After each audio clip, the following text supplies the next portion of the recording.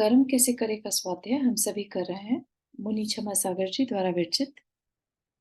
मंगलम भगवान वीरो मंगलम गौतमो गणी मंगलम कुंद कुंदाद्यो जैन धर्मोस्तु मंगलम।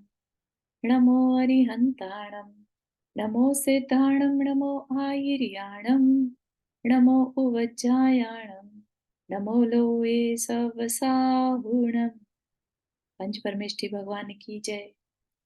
सभी नौवर्ण मुखर मंत्र पढ़ लें।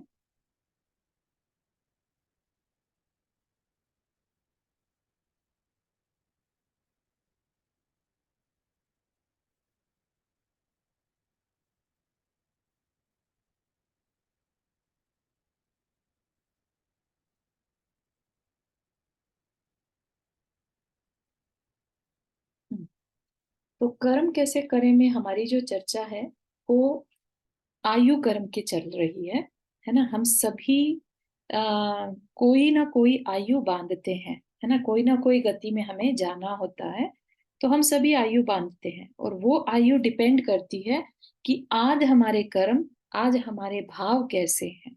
ठीक। तो हमने पिछले दिनों में नरक के बारे में पढ़ा कि हम नरक आयु का बंध कैसे करते हैं, जब बहुत ज्यादा पाप कार्य करते हैं, है ना।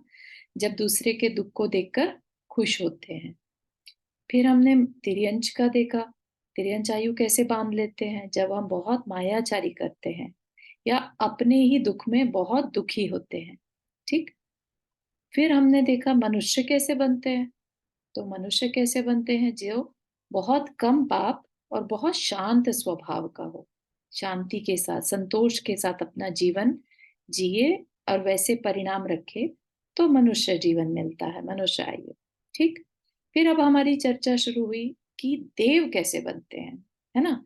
हर एक को ये तो जानकारी है कि हाँ, देव गति में जो है शारीरिक दुख नहीं होते। ठीक है। वहां पर कोई बूढ़ा नहीं होता, वहां पे कोई बच्चा नहीं होता, सब यूथ होते हैं। ठीक है। सबके सब यंग दिखते हैं। और जैसे शरीर में हमारे तो कितनी तरह की बीमारियां लग जाती हैं, वहां पर एक भी बीमारी नहीं होती। थोड़े बहुत मानसिक दुख होते हैं, लेकिन शारीरिक दुख एक भी नहीं होता। और सबके पास खूब लग्जरी के सामान रहते हैं। तो ऐसी देव आयु जो है, हर एक को लगता है कि अरे हमें भी मिल जाए, है ना। कोई भी दुख नहीं चाहता, जितना मिल जाए सुख उतना अच्छा। ठीक है ना। तो लेकिन उस तरह के जीवन को पाने के लिए हमें क्या करना होगा, उस पर चर्चा चल रही है। ठीक है। तो हमें कुछ चीजें बताई गई थी कि कैसे मिलती है। हम अपने लाइफ को अगर डिसिप्लिन बना रखा है, हमने कंट्रोल कर रखा है अपनी सेंसेस पर, तो समझिए कि हम देव आयु का बंद कर सकते हैं। ठीक है। फिर हमने और भी चीजें देखी थी, जैसे मुनि महाराज हैं, है ना, वो संयम रखते हैं।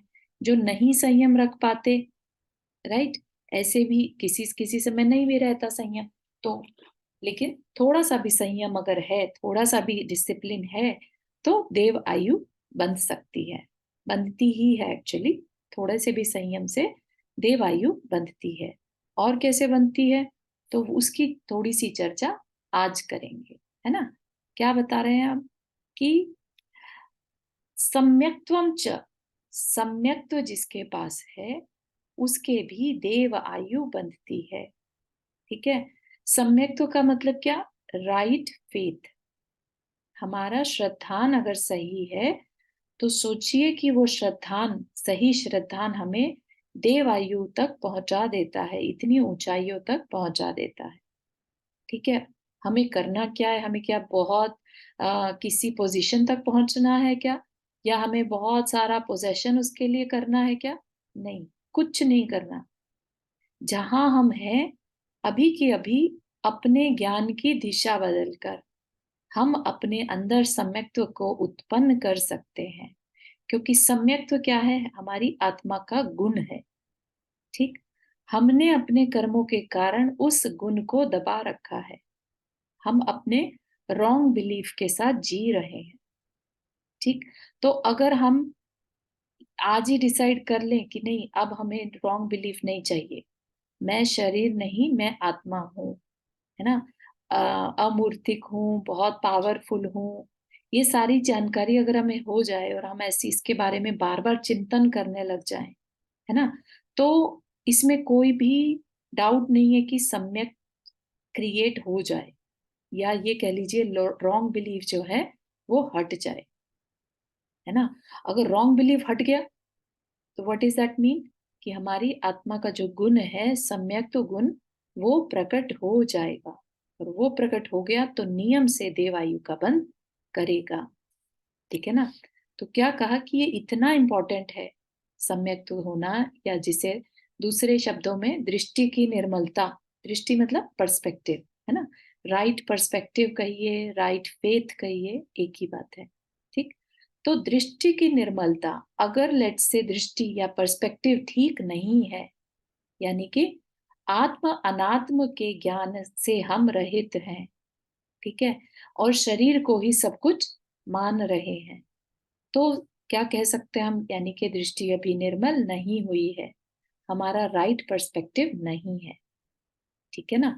तो अब बाहर से चाहे हम मुनियों की तरह भी रह लें, है ना, चाहे हम कितने भी अच्छे श्रावक की तरह बिहेव करें, लेकिन अंदर से अगर हमारा राइट पर्सपेक्टिव नहीं है, तो हमें भले ही देव पर्याय मिल जाए, क्योंकि हमने थोड़ा सा संयम रखा, जो कि पहले बताया था, है ना, कि थोड़े से व्रत नियम करने से भी देवायु बंधती है। लेकिन यहाँ पर क्या कह रहे हैं, देवायु तो मिल जाएगी, लेकिन सौधर्म इंद्र आदि जो स्वर्ग के देव हैं उनकी प्राप्ति नहीं होगी, यानी कि ऊंचे वाले देव जो हैं, है ना, लास्ट टाइम क्या बताया था, एक किल्विश जाति के देव बन जाते हैं, जैसे जो खोटे तप करते हैं, है ना, वो बन गए, अब उन्हें क्या करते हैं, सभा के बाहर रहना पड़ता है ना, जैसे पियोन रहता है ना ऑफिस के बाहर, है ना, इस तरह की ड्यूटी उसको करनी पड़ती है। ठीक है ना। तो इस तरह की सिचुएशन उसके साथ हो सकती है। हाँ, नंदा जी आपने हाथ रेस किया। हाँ, ये आप छोटे छोटे तब को थोड़ा और डिटेल में बताएं। खोटा तप किसे कहेंगे, तो खोटा तप दो तरह से हो सकता है। एक तो हम मुनि बन गए लेट से, है ना, लेकिन अपनी पहचान ही नहीं करी, ठीक है, तो वह जो तप होगा वह भी खोटा तप कहलाएगा। ठीक है, इवन दो तरीका सही था, लेकिन फोकस जो था वो राइट डायरेक्शन में नहीं था। मुझे कुछ मिल जाए बाहर से, ऐसे मतलब बाहर से मुनि दिख रहे हैं, लेकिन अंदर से स्टिल लौकिक सुखों की चाह थी। ठीक है, तो ये खोटा कप एक तरह का कैटेगरी का खोटा था। दूसरा हुआ जब ना तो बाहर से मुनि है, राइट, और ना ही अंदर से पहचान है अपनी। ठीक है, तो क्या करते हैं ऐसे में, जैसे पंच अग्नि तप कर लिया, चारों तरफ अग्नि जला ली और बीच में खुद बैठ गए, या बहुत बर्फ के पहाड़ों के बीच में जाकर बैठ गए, या नदी के बीच में जाकर तेज बहाव के बीच में बैठ गए, कुछ भी मतलब काय क्लेश करना, ठीक है, बिना अपने आप को समझे।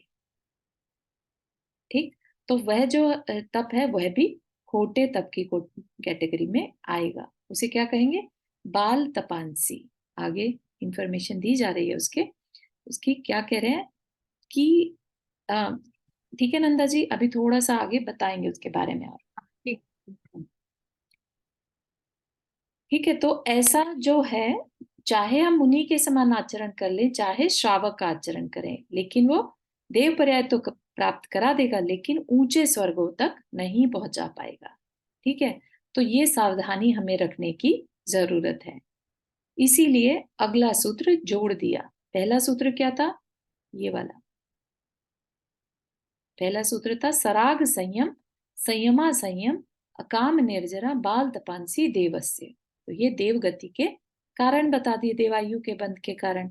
साथ ही साथ एक और सूत्र ऐड कर दिया, क्या, सम्यक्त्वम च। ठीक है, कि अगर कोई व्रत नियम संयम ना भी ले, लेकिन अगर अकेले दृष्टि की निर्मलता है, तो यह डेफिनेट है कि वो ऊंचे देवों में ही उत्पन्न होगा। ठीक है ना, तो कितनी बड़ी बात कर दी यहाँ पर, कि सम्यक तो होना इतनी बड़ी चीज है कि बिना किसी व्रत संयम के भी वो ऊंचे स्वर्गों में चला जाएगा। एकमात्र देवायु का ही बंद करेगा, है ना, वैमानिक देवों में ही जाएगा। ठीक है ना, जो अच्छे वाले ऊपर के स्वर्ग के देव हैं उनमें ही जाएगा। भवनवासी, व्यंतर देव, ज्योतिष देव में नहीं उत्पन्न होगा। इतना पावरफुल ये राइट फेथ, राइट बिलीफ है, जो हम इसे आज भी पंचम काल में भी कर सकते हैं।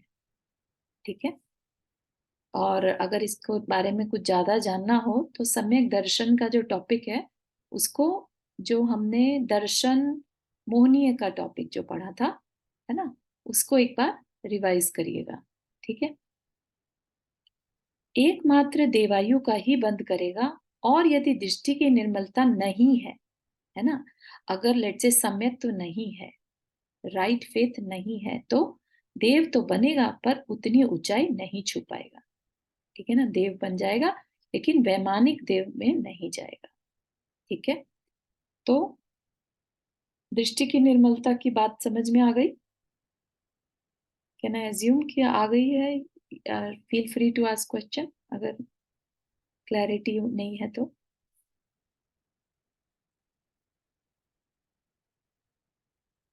ठीक है। तो राइट फेथ होना हमारे लिए कितना आ, अच्छा है ना, हम अपनी आत्मा को दुख से बचा सकते हैं। ठीक। अब आगे कह रहे हैं अकाम निर्जा बाल तपांसी देवस्य। तो अकाम निर्जरा, अकाम निर्जरा क्या होती है? तो वो देखते हैं कि देव तो ये भी बनते हैं। कौन बनते हैं? जो मजबूरी में परवश होकर भोग उपभोग की सामग्री का त्याग कर देते हैं। परवश होकर, जैसे किसी को बांध दिया, है ना, और उसे भूख भी लगी है तो वो बोलेगा नहीं, है ना। जैसे इवन जानवर भी होते हैं, संगी पंचेंद्रिय जानवर हैं, और उनको कुछ भी भूख लगी है, प्यास लगी है, कोई मतलब नहीं, बोल नहीं पाते वो।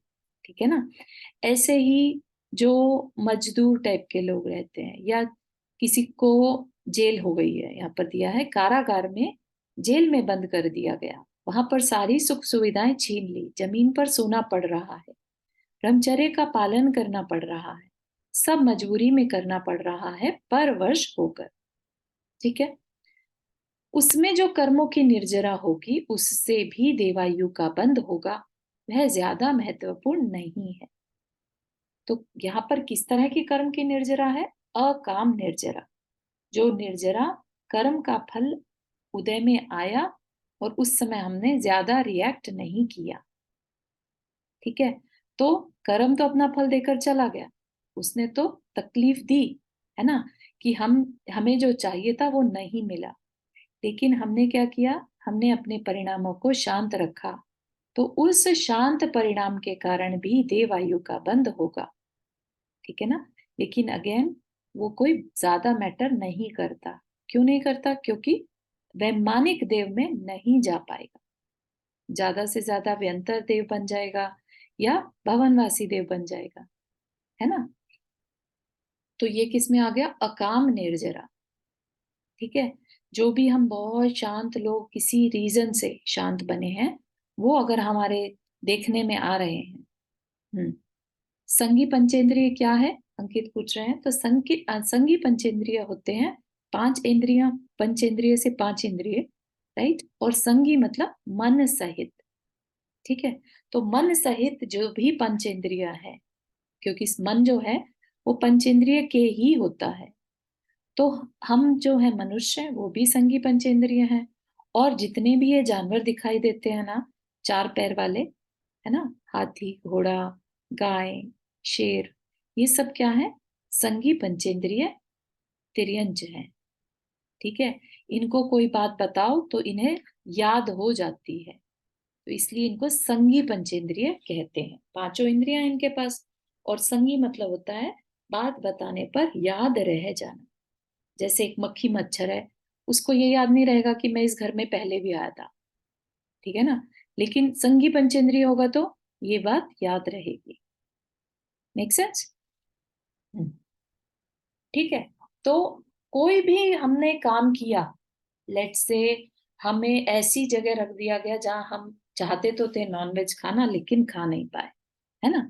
तो अब क्या होगा, हम नहीं खा पाए तो हमें उसका एक तरह से कर्म की निर्जरा, हमने शांत रहे भाव, अंदर से कुछ बोला भी नहीं कि हमें खाना है। ठीक है। नॉनवेज तो थोड़ा ज्यादा हो गया यहाँ पे बोलना, क्योंकि अगर अंदर के भाव रहे नॉनवेज खाना है, नॉनवेज खाना है, तो स्टिल नरक आयु का ही बंद होगा। ठीक है। लेकिन लेट से उसको और कोई काम था, कहीं घूमने जाने का मन था, नहीं बोल पाया, है ना। शांति से, कई बार हम ऐसे क्वेश्चन कर लेते हैं कि कब तक ये सहे, है ना। तो अपने जो मुनि महाराज हैं वो ये कहते हैं, जब तक सहा जाए तब तक सहो। क्योंकि सह कौन रहा है, सह किस लिए रहे हैं हम, क्योंकि हमने ही ऐसे कर्म बांधे थे कि हमें आज उन कर्मों की वजह से ऐसा जीवन मिला जो हम अपनी मर्जी का कुछ नहीं कर पा रहे। ठीक है ना। तो जो किया था अब भुगतना पड़ेगा, सो शांति से भुगतो तो ज्यादा अच्छा है। ठीक है ना। तो जब हमारे पाप कर्म का उदय भी हो और हम उसे बिल्कुल शांत भाव से सहन कर लें, तो उससे भी देवायु का बंध होगा। ये बात यहाँ पर कही जा रही है। ठीक है ना। जिसको कि हम बहुत ज्यादा बार डिनाई करते हैं। ठीक है। लेकिन जैन शास्त्र के अकॉर्डिंगली अगर अपना कल्याण करना है तो शांति से सहना। ठीक। अब बाल तप की बात, जो अभी नंदा जी ने क्वेश्चन किया था, बाल तप क्या है, या क्या पूछा था। हाँ, खोटा तप, है ना। खोटा तप कहिए या बाल तप कहिए, एक ही बात है। बाल तप मतलब मिथ्यात्व के साथ नाना प्रकार के वेश बना करके फिर जो तपस्या की जाती है वो बाल तप कहलाती है। तो मिथ्यात्व के साथ, है ना। अंदर में अभिप्राय अभी मोक्ष का नहीं है, मुझे कर्मों को काटना है, ऐसा अंदर में भाव नहीं आ रहा। ठीक है। चाहे फिर वो पूरा जीवन निकाल दे, वैसे ही तप करता रह रहा है, लेकिन अंदर में भाव ही नहीं है तप मैं क्यों कर रहा हूं, ये क्लैरिटी ही नहीं है। ठीक है ना। तो वह जो तपस्या है, वह जो दुख सहना है, जो बाह्य वेश बदलकर मुनि बनकर, या कोई ब्रह्मचारी जी बन गए, दीदी बन गए, आरिका बन गए, या और भी जैनेतर में भी, ऐसा मत समझिए कि सिर्फ जैन लोग ही देव जाते होंगे, देव आयु का बंद करते होंगे। ठीक है ना। तो नॉन जैन भी जितने भी तप करते हैं, तो वह भी तप की श्रेणी में ही आता है, लेकिन कौन सा तप, बाल तप। ठीक है। तो उससे वो भी जो है देवायु का ही बंद करते हैं, लेकिन नीची जाति के देव। ठीक है। क्योंकि मिथ्यात्व के साथ उन्होंने तप किया। ठीक। ऐसे मिथ्या दृष्टि के द्वारा की जाने वाली तपस्या भी उसे देव पर्याय की प्रीति में निमित्त बन सकती है, प्राप्ति में निमित्त बन सकती है। लेकिन अगर देव पर्याय पानी है तो दृष्टि की निर्मलता के साथ पाना, इसके साथ सम्यक दर्शन के साथ पाना। ठीक है ना। तो अपने शास्त्र के अकॉर्डिंगली हमारे आचार्य हमें क्या कहते हैं कि सबसे पहले वर्क करो दृष्टि की निर्मलता पर। तभी सबसे पहले क्या बोला, मोक्ष मार्ग जब बताते हैं तो क्या कहते हैं, सम्यक दर्शन ज्ञान चारित्राणी मोक्ष मार्ग, है ना। तो सबसे पहले श्रद्धान ठीक होगा हमारा, फिर हम उससे रिलेटेड, मोक्ष मार्ग से रिलेटेड ज्ञान को कलेक्ट करेंगे, राइट। और फिर हम उस मार्ग पर चलेंगे। ठीक है ना। तो श्रद्धानी अगर गलत होगा तो हम सोच रहे हैं हम मोक्ष मार्ग में चल रहे हैं, हम जा कहीं और ही रहे हैं संसार की तरफ। ठीक है ना। तो उससे हमारा फायदा नहीं होगा। सम्यक दर्शन बहुत बहुत इंपॉर्टेंट चीज है, उसके बारे में सबको चिंतन करना चाहिए। ठीक है। अगर मिथ्यात्व के साथ देव पर्याय पाओगे तो वहां जाकर के भोग विलास में इतने रचपच जाओगे कि जितनी कमाई करी वो सब वहां गवा करके और अंत में निकृष्ट पर्याय पाओगे। ठीक है। तो बता भी दिया कि क्यों ऐसा नहीं करना चाहिए, बाल तप से क्या हमें नुकसान है। हम तो सोच रहे हैं कि दोनों ही तो देवायु जा रहे हैं, फिर क्या दिक्कत क्या है। ठीक है ना। थोड़ा सा निकृष्ट जाति के देव बन जाएंगे, उसमें प्रॉब्लम क्या है। नहीं, उसमें बहुत बड़ी प्रॉब्लम ये है कि हम अभी आज थोड़ा सा पुण्य कमा करके देव आयु चले भी गए, ठीक है, वहां पर क्या होगा, हम सिर्फ और सिर्फ शरीर के सुखों में पड़ जाएंगे, है ना। और फिर क्या होता है देवों के साथ, 6 माह पहले उन देवों को पता चल जाता है कि उनकी आयु पूरी होने वाली है। ठीक है। तो अब जिसने बहुत लंबे समय तक सिर्फ और सिर्फ अपने शरीर की साज संभाल की हो, और उसको अगर पता चल जाए कि अब उसके सब कुछ छूटने वाला है, सोचिए उसके कैसे हाथ पैर फूल जाते होंगे, है ना। तो मिथ्या दृष्टि जीव जो होता है वो एकदम से डर जाता है। वो पूरे 6 महीना सिर्फ डर के अपना जीवन बिताता है। ठीक है। और उससे वो वापिस से आकर के कौन सी जाति में चला जाता है, डरने से, ज्यादा डर के कारण तिर्यंच बनते हैं। ठीक है ना। कभी तिर्यंचों को देखा होगा ना कि उनका हर समय डरे डरे रहते हैं। ठीक है ना। तो बहुत ज्यादा डरना भी हमारे तिर्यंच गति का कारण बन जाता है। तो ऐसा वो मिथ्या दृष्टि देव जो हैं, जो बाल तप करके देव पहुंचे थे, वो वापिस से तिर्यंच और फिर वैसा ही साइकिल में फंस जाते हैं। और वहीं पर अगर सम्यक दर्शन के साथ देवों में गए तो क्या होगा, है ना। तो भोग विलास की सामग्री मिलने पर भी उससे निष्प्रय होकर के धर्म ध्यान करते हैं। ठीक है। तो देव जहां पर गए हैं वहां पर भी अपने मन को, अपने डिसिप्लिन को संभाले रहते हैं। वो अलग बात है कि तप नहीं कर पाते, इट डजंट मीन कि वो अपने भावों को भी ना संभाल। वो कैसे भाव करते हैं, वो नंदीश्वर दीप जाते हैं, है ना, तीर्थंकरों के समोशरण में जाते हैं, तीर्थंकरों के कल्याणकों में जाते हैं, है ना, साक्षात तीर्थंकरों के दर्शन करते हैं। और दर्शन करके उन्हें समझ में आता है कि ये राइट पाथ है, मुझे भी इस पाथ पर ही चलना है।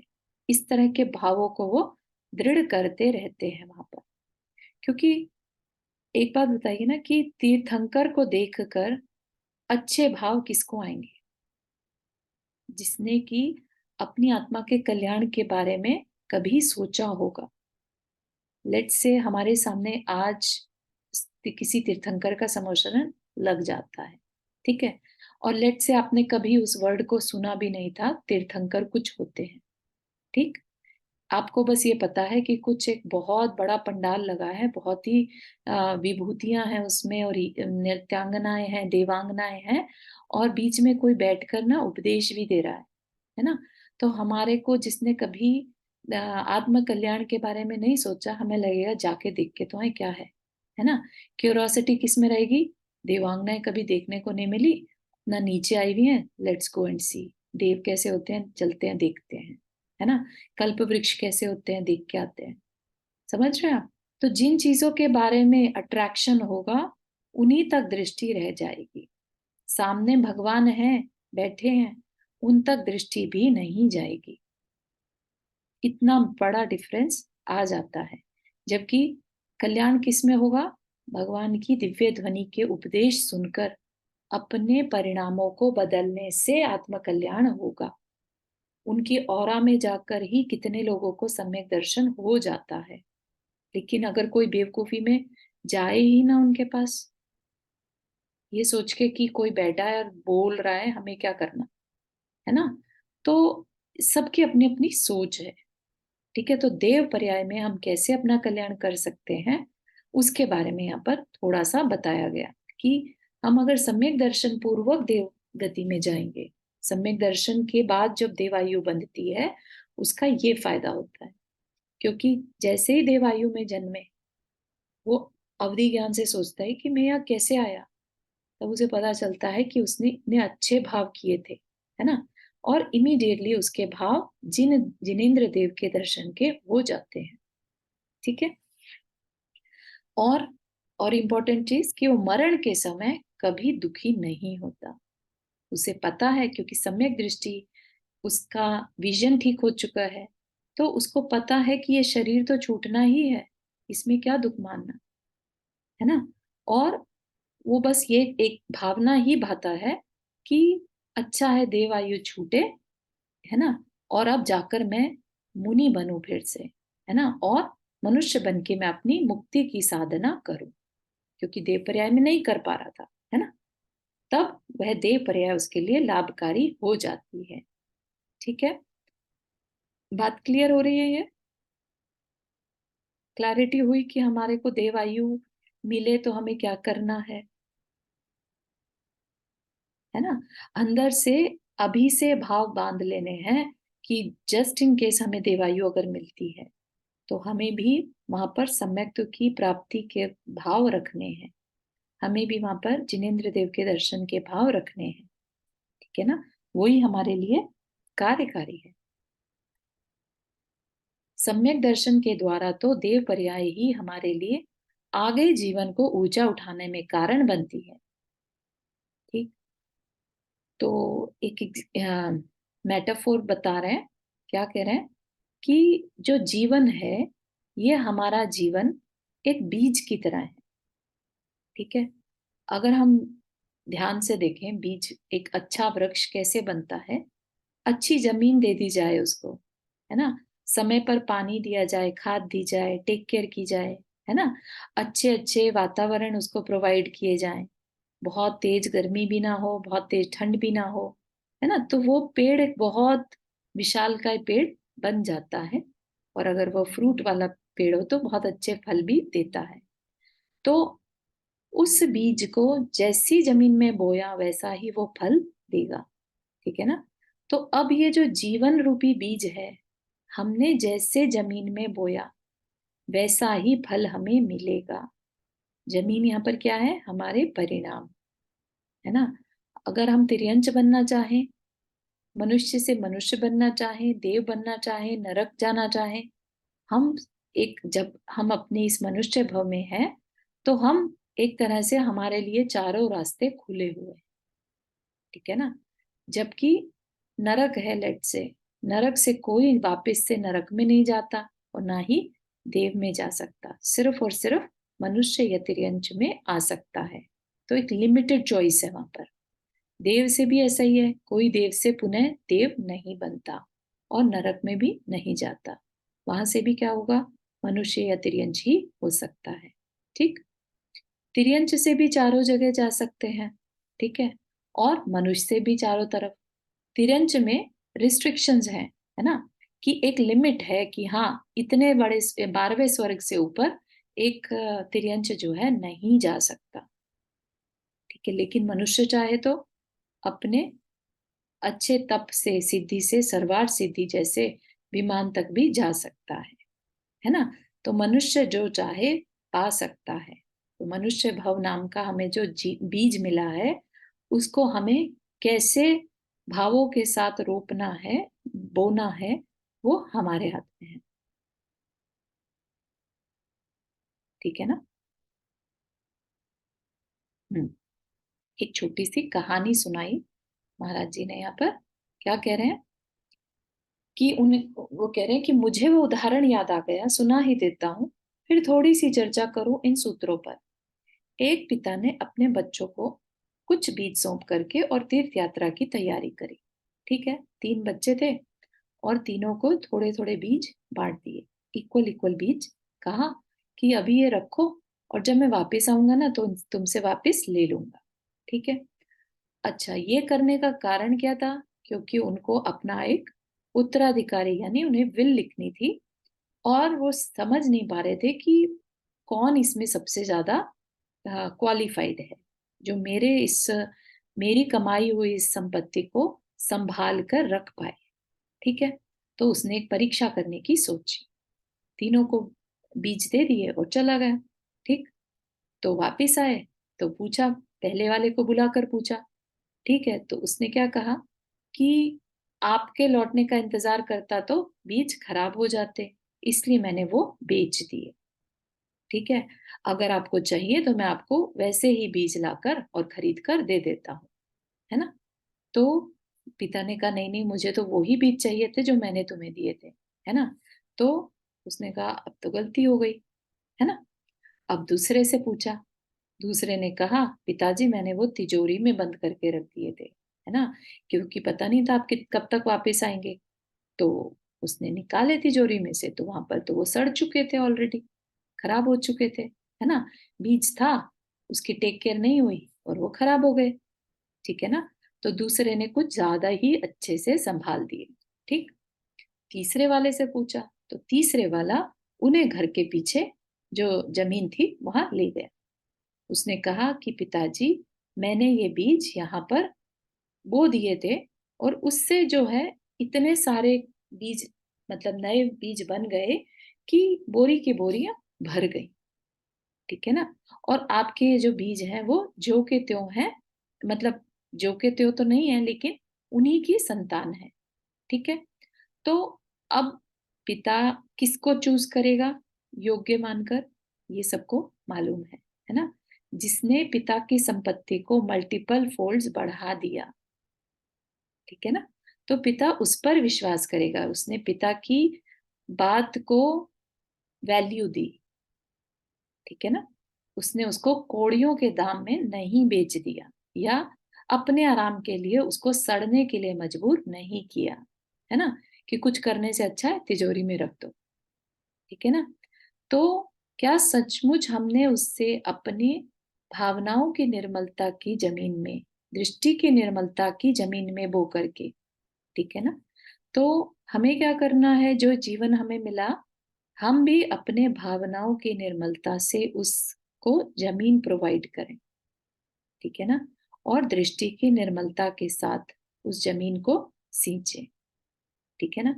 फिर ये बीज सबके लिए सुगंध फैलाए, इसके लिए उसने थोड़ी सी जमीन में उसको बो दिया था। ठीक। तो क्या कह रहे हैं कि इस दृष्टि से अगर कोई अपने जीवन को जीता है, किस दृष्टि से, कि मेरे जीवन से बाकियों को भी अच्छा कुछ मिले। जैसे उसने बोए और उनसे फूल निकले, फूलों की सुगंध सबको अच्छी लगने लगी, है ना। ऐसा ही हम भी अपने जीवन को ऐसे जिए जिससे दूसरे को भी उससे फायदा हो सके। है ना। तो क्या कहा जाएगा कि वो यहाँ ही, अभी यहाँ ही देवत्व के साथ जी रहा है और आगे भी जीवन को उस ऊंचाई तक ले जाएगा। ठीक है ना। तो हमारा चुनाव हमें स्वयं करना होगा। हमें क्या चुनना है अपने जीवन में, ये चारों चीजें अपन ने समझी। ठीक है ना। हमने नरक चुना है, अगर हम बहुत ज्यादा हिंसा में लगे हैं तो हमने नरक चुन लिया। हम बहुत ज्यादा छल कपट में लगे हैं तो समझ लीजिए हमने पशु जीवन चुन लिया। ठीक। और अगर हमने अच्छी, मतलब सद जीवन चुना है ना, तो समझिए कि हमने मनुष्य होने का चांस कर लिया। ठीक।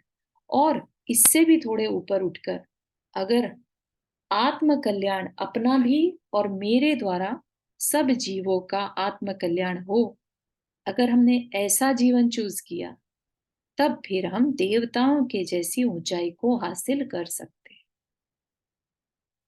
ठीक है। तो बहुत बड़ी बात आज हमें सीखने को मिली कि हमारा सिर्फ अपना ही आत्म कल्याण नहीं, मेरे सब जीवों का मेरे माध्यम से आत्म कल्याण हो। ऐसी दृष्टि से अगर जीवन जिया, तब हमें देवताओं के जैसी ऊंचाई हासिल कर सकते हैं। ठीक। अब अकलंक स्वामी एक बहुत बड़े आचार्य हुए, तो क्या कह रहे हैं, अगर उनके पास बैठे और पूछें, है ना, कि हम अपना जीवन कैसे जिए या हम देव आयु कैसे जा सकते हैं, तो वो क्या कहते हैं, बहुत छोटी मोटी बातें बता रहे हैं कि अगर देवता बनना है तो स्वर्ग के देव बनना है, कैसे परिणाम होते होंगे, क्या हम वह परिणाम कर सकते हैं। तो उन्होंने कहा, कल्याण मित्र संसर्ग, इससे भी देव आयु का बंध होता है। अगर हम अपने ऐसे मित्र को चुने जो हमारा कल्याण करने में सहायक हो सके, तो भी हम देव आयु का बंध कर सकते हैं। ऐसा मित्र चुनना जो आत्म कल्याण की बात करता हो। ऐसा कल्याण मित्र सौभाग्य से मिलता है। अपने आत्म कल्याण के लिए कोई चिंतित हो, यह तो बहुत सामान्य सी चीज है, लेकिन कोई किसी के आत्म कल्याण के लिए चिंतित हो, ऐसा मित्र मिलना तो बहुत कठिन है। और अगर हमारा ऐसा कोई मित्र है, तो समझिए वो तो जो मित्र कल्याण मित्र है वो तो जाएगा ही देवायु। हमने क्योंकि उसे चुना है, तो हम भी अपने लिए देवायु का बंद कर रहे हैं। क्योंकि मित्र होना मतलब क्या, हम उससे अच्छी बातें शेयर कर रहे हैं, अच्छी बातें सीख रहे हैं, तो हमारा जीवन तो खराब हो ही नहीं सकता, है ना। तो ऐसी बात। फिर एक और एग्जाम्पल दिया। एक वारिशेन मुनि हुए थे और उनके मित्र थे पुष्पडाल। ठीक है, दोनों मित्र थे। वारिशेन मुनि मतलब वारिशेन जो थे पहले मुनि बन गए, पुष्पडाल नहीं बन पाए। उनके आ, राग था उनको अपने घर में, पत्नियां थी उनकी कुछ, आ, एक पत्नी थी, बहुत उनसे राग था। और जो वारिशेन थे उनकी भी पत्नियां थी, लेकिन उनको वैराग्य हो गया और उन्होंने मुनि दीक्षा ले ली, क्योंकि उन्हें लगा कि मेरे आत्म कल्याण के लिए मुझे वैराग्य का रास्ता चुनना है। ठीक। अब उनको थोड़ा सा अंदर में मित्र की चिंता थी कि ये बहुत ज्यादा अपने घर में आसक्त रहता है। एक दिन उन्होंने उनको बहला फुसला कर तो नहीं, ये कहा कि तुम भी मुनि क्यों नहीं बन जाते। अब पुष्पदल जो थे वारिशेन मुनि की बात को टाल नहीं सके मित्रता के नाते, है ना। और उन्होंने भी दीक्षा ले ली। ठीक। अब दीक्षा तो ले ली, 12 साल तक उनके साथ भी रहे, लेकिन मन ही मन अपने घर के बारे में सोचते रहे। मेरी माँ का क्या होगा, मेरी पत्नी का क्या होगा, कैसी होगी, बस यही सोचते रहते थे, है ना। कहने को मुनि, लेकिन मन पूरा का पूरा अपने घर की तरफ। तो वारिशन जो थे उन वो जानते थे कि इसके मन में क्या चल रहा है। जब देखा 12 साल हो गए, अभी भी इसका राग नहीं जा रहा है, तो उन्होंने क्या किया, यहाँ पर नहीं लिखा है वैसे, लेकिन मैं बता देती हूँ।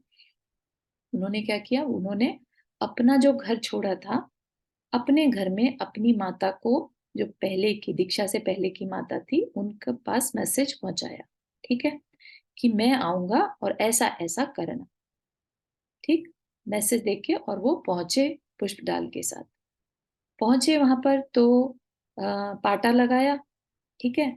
और कहा कि सब पत्नियों को बुला दो। उनकी 32 पत्नियां थी और सब की सब बहुत देखने में सुंदर और खूब अच्छी ज्वेलरी वगैरह के साथ आकर सामने बैठ गई, है ना। तो पुष्पडाल जो थे उनको एकदम से बड़ा झटका लगा कि अरे, इतनी सब कुछ छोड़कर और ये मुनि बन गए और एक सेकंड के लिए भी विचलित नहीं होते, है ना। और फिर अब जो वारिशेन थे उन्होंने पुष्पदल को कहा कि तुम ऐसा करो, अपने घर जाकर और जाकर देख आओ। ठीक है ना। तो वो गए वहां पर, तो देखा तो पत्नी बिल्कुल हाल बेहाल, है ना। तो लेकिन जब वो पहुंचे वहां पर, उनको एकदम से रियलाइज हुआ कि अरे देखो, मेरा मित्र तो 32 पत्नियों को छोड़कर भी इतने मन से इतने अच्छे से मुनि चर्या कर रहा है, और मैं अपनी एक इकलौती उसके लिए, जिसको अब कोई परवाह नहीं है मेरी, और मैं इतना मारा मारा फिर रहा हूँ, मैं अपने कल्याण की बात सोच ही नहीं पा रहा हूँ।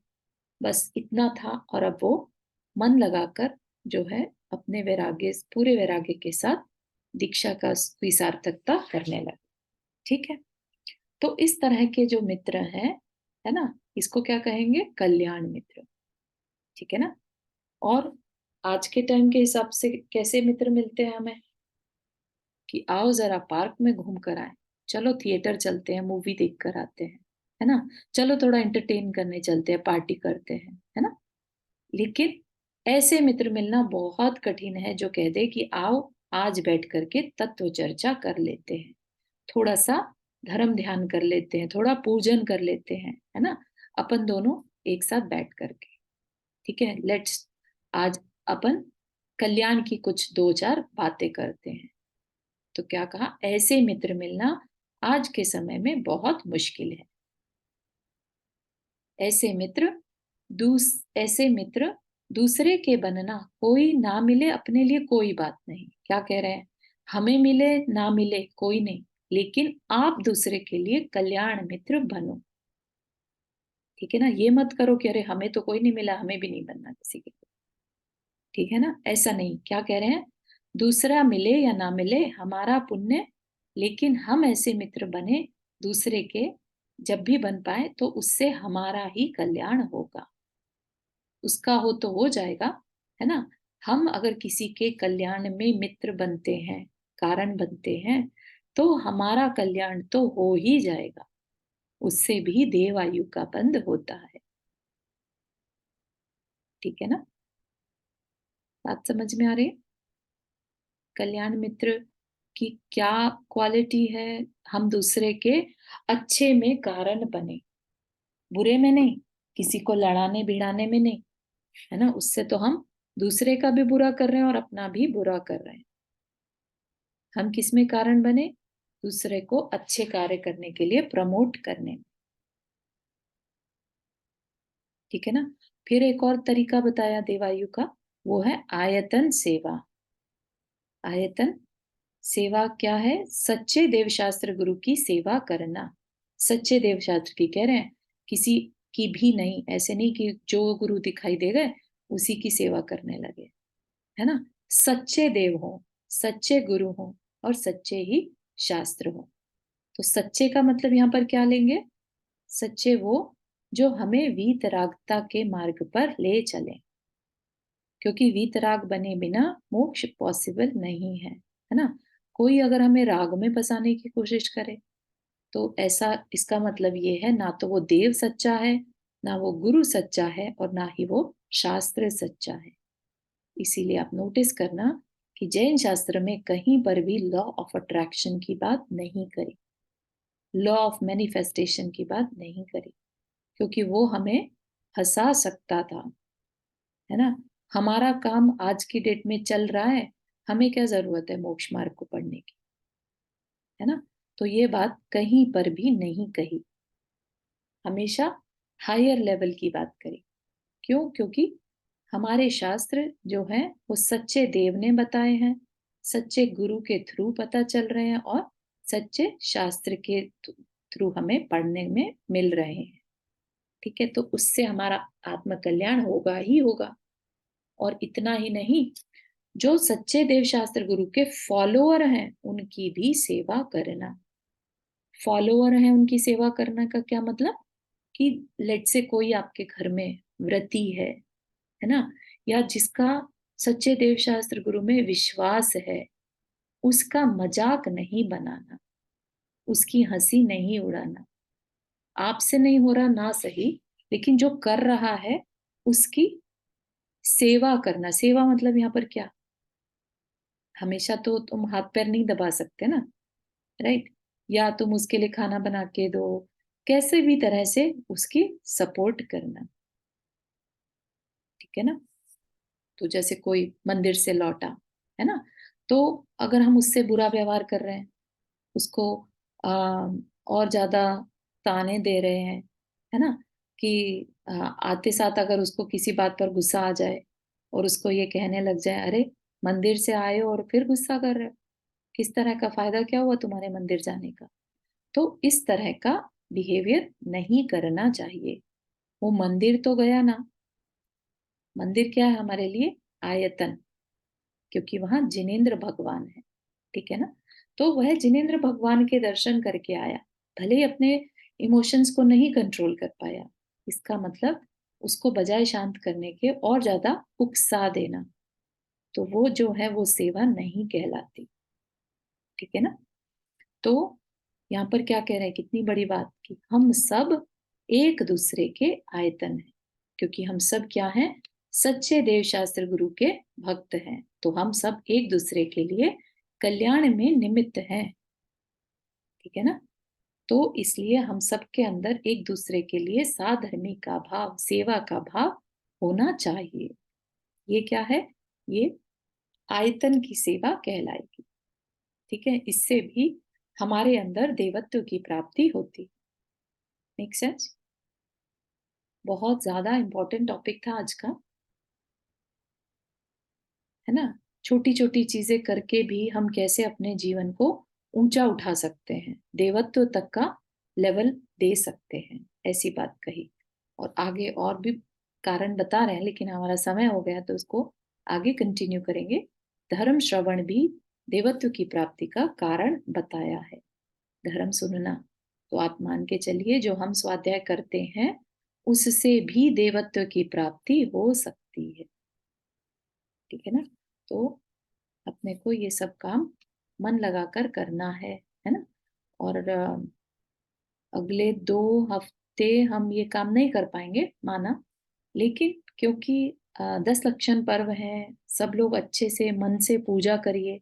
जिनेंद्र देव सच्चे देव शास्त्र गुरु जहाँ पर हमें मिलते हैं, वहां पर अपने मन को 10 दिन लगाए, खूब अच्छे से भावों के साथ, निर्मल परिणाम के साथ पूजा, है ना, भक्ति करें।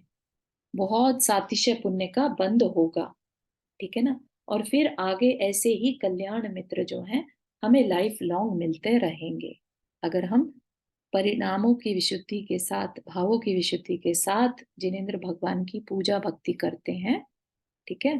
तो बहुत इंपॉर्टेंट है ये 10 दिन अपने के अंदर झांक के देखना कि हम हमारे अंदर कैसे परिणाम चल रहे हैं, या जो बातें हमने सीखी हैं उसका चिंतन करने के लिए समय निकालना, ठीक है ना। तो अपनी नेक्स्ट क्लास जो है वो अक्टूबर 5 को होगी। यहाँ तक के किसी को कोई क्वेश्चन या कुछ शेयर करना है?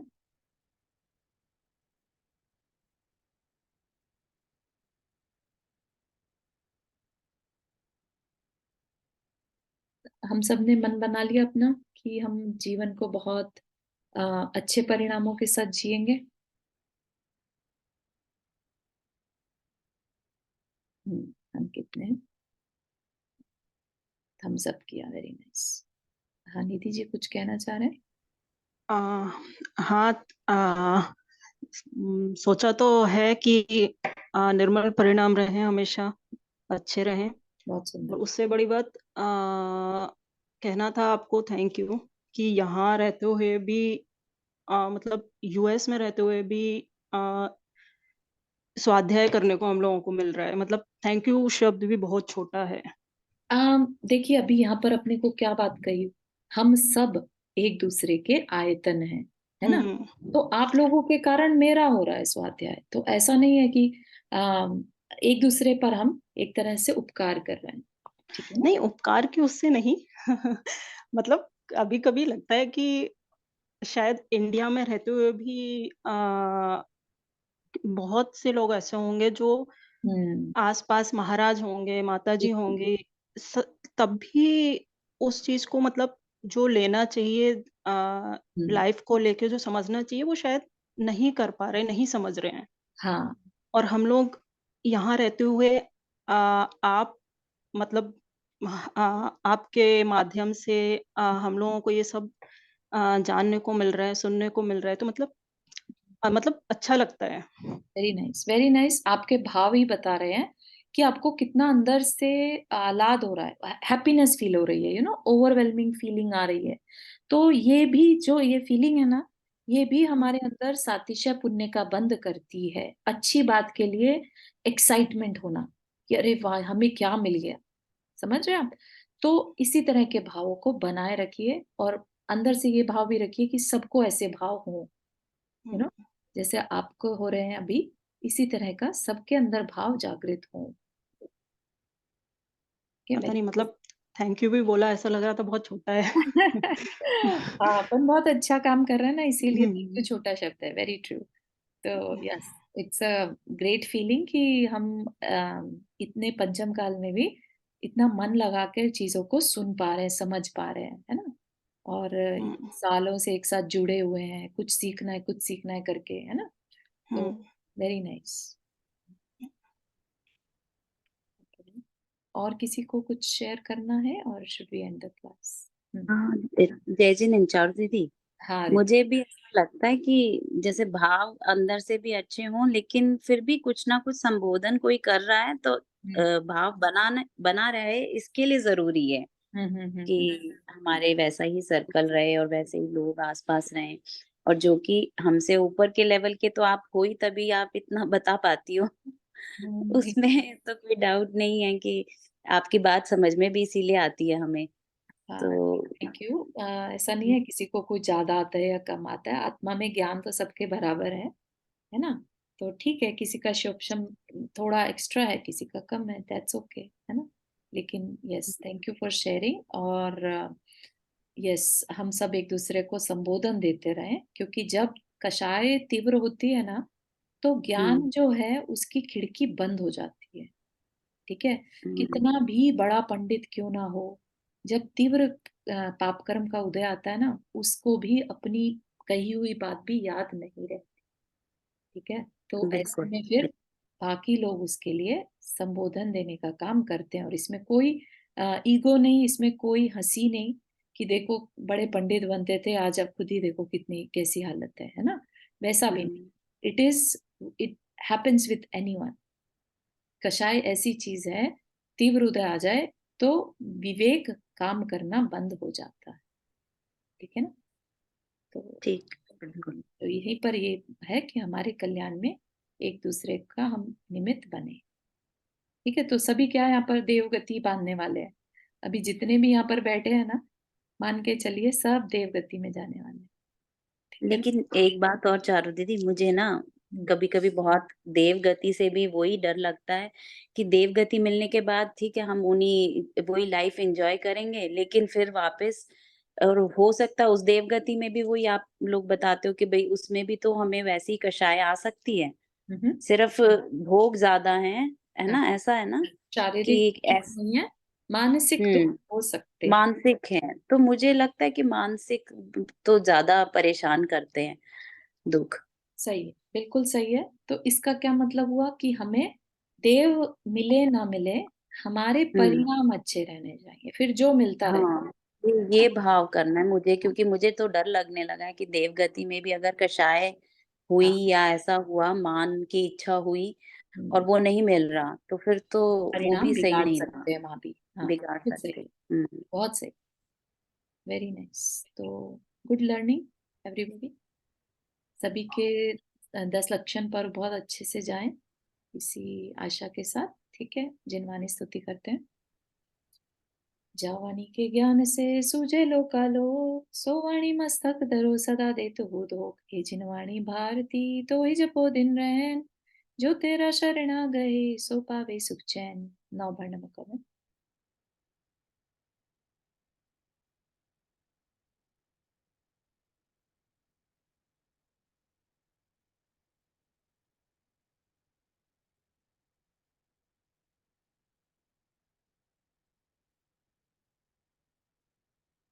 जय जिनेन्द्र सभी को। जय जिनेन्द्र। जय जय जिनेन्द्र। जिनेन्द्र। जय जिनेन्द्र।